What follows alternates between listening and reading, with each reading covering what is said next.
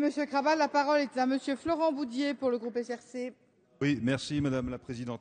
J'ai envie de dire à notre collègue Le Fur que la motion de renvoi est une motion de renvoi non pas en commission, mais à votre propre responsabilité. J'ai envie de vous poser une question, Monsieur Le Fur, qui était ce soir sans mesure. Où étiez-vous le dimanche 6 mai 2012 ? Moi, je sais que nous n'étions pas au même endroit. Et je pense aussi que nous n'avions pas le même état d'esprit ce jour-là. Mais vous n'étiez pas non plus devant l'édition du journal officiel de la République française, qui a promulgué ce jour-là le décret du 6 mai 2012 et qui a précisé l'ensemble des mesures d'application de l'écotaxe. Il était dans le JO du 6. Si. Il a été publié ce jour-là. Est-ce que le décret du 6 mai 2012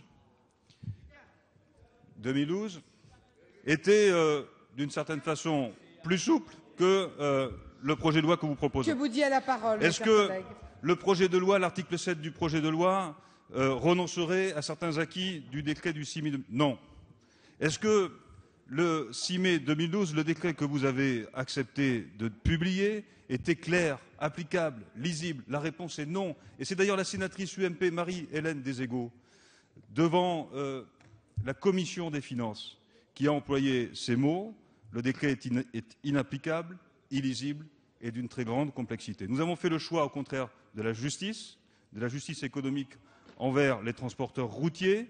Il y a un système de répercussion, vous le savez, et par conséquent, ce n'est pas d'une motion de renvoi en commission dont ce projet de loi a besoin, c'est d'un renvoi à une adoption rapide de la première fiscalité écologique. Je vous remercie.